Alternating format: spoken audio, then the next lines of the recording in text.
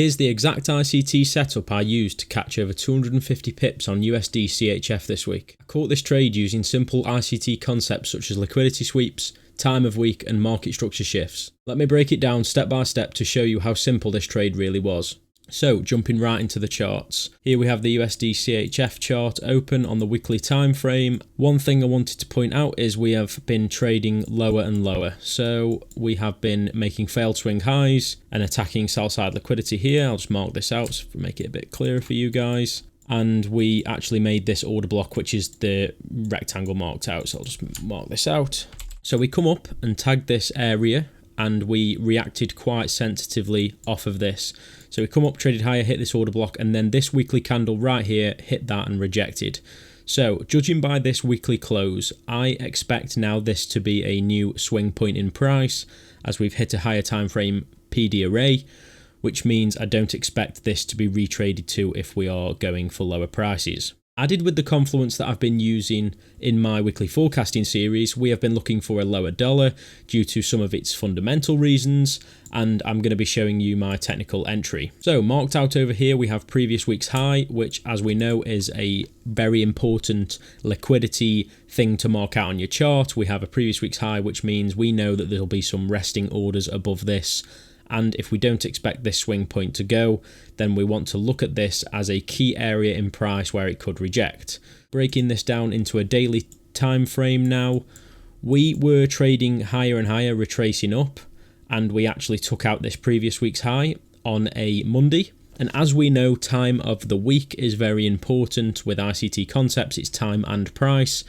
So if I am expecting lower prices, then I expect this to be a failure swing point from this area here, which was that graded rejection from the order block. We swept this high, closed much lower. Again, this was at the end of a week, which shows bearish intent because we've swept the previous day's last two daily highs and rejected heavily lower with NFP.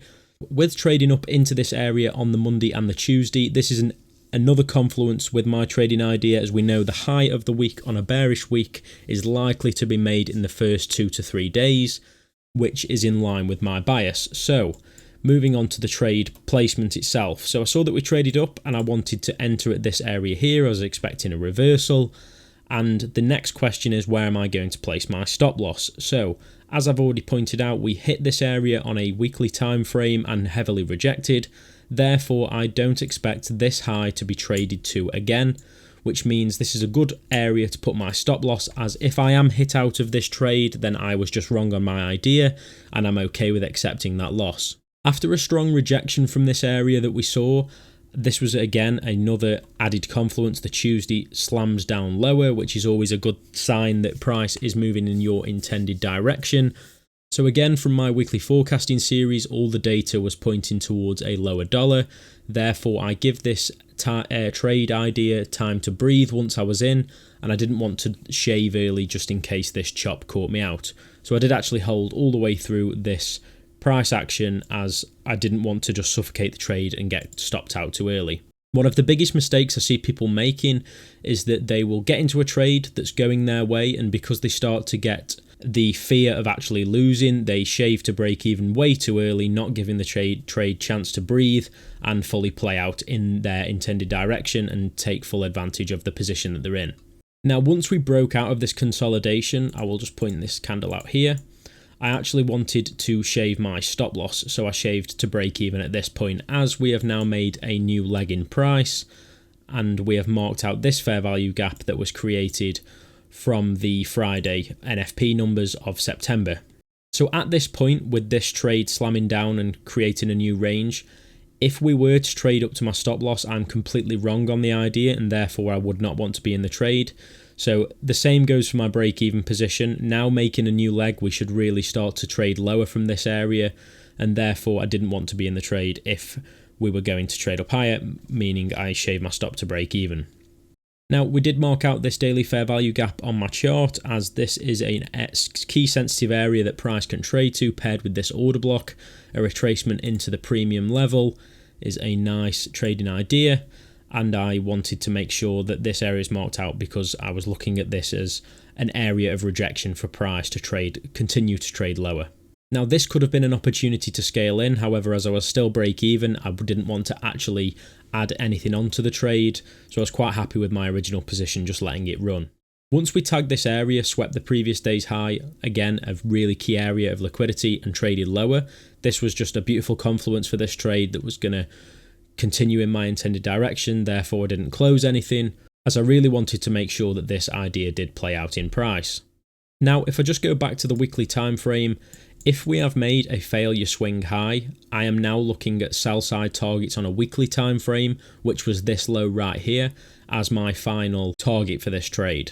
So going back to the daily, you can see this marked out as sell side liquidity. We come up, tag this daily fair value gap, and then absolutely traded through this area, which in total was just under 250 pips and a total of 5.5% or RR, depending on how you look at it. Now the reason I closed this trade here was actually the FOMC statement that come out on the last Wednesday or Thursday, where the central bank said basically that they are now in a position where inflation is high and employment is low, therefore no matter what they do with the rates there is risk on either side, and that they were now actually looking at every single FOMC meeting from the data, which means they're unsure on what they're going to do with the rates. There is no trending analysis of, right, there's 3 more rate cuts coming this year. So with this uncertainty, I actually just want to trade what I see in front of me and what news I see coming out paired with my technicals. I don't want to hold any trades through hope, as that is not the right and objective way to look at the market. Now, as of yet, I still don't have any reason to look for a higher dollar, as we are still within this dealing range right here. Again, this would be another area that we could look to for lower prices. However, I'm just sort of resetting my trading idea from this big trade. You know, you never want to jump straight back into trades, as if they come in too fast, you can place a lot of positions in a short amount of time and get a bit flustered with the analysis. You want to make sure that every trade you sort of reset, go from a good standpoint, know what you're getting into and manage effectively. So from my technical entry point of view, that is pretty much the trade breakdown. We swept the previous week's high, got an entry, placed the stop loss in a place that we didn't think price would come back to from that weekly order block that was rejected from. We held the trade due to the fundamental analysis behind the trade of a lower dollar. We kept marking out new legs in price with the arrays within that to make sure that we were monitoring any areas that price would continue in our intended direction, and shave the stop loss depending on where price was during the trade. And the final thing is we took profit when it made sense, once the target was hit and once the confluences started to be a bit uncertain. So thank you very much for watching this quick trade breakdown video. I am going to be breaking down all of my trades on this channel to make sure that I am showing you guys live examples of these technical components being used within the actual market from week to week, so you guys can follow along, use these as simple templates yourself, taking away what you want to take away from these videos, and you can use them if it helps you within your trading. So thank you very much for watching today's video, guys. Like the video, subscribe if you are new, and have a safe week's trading.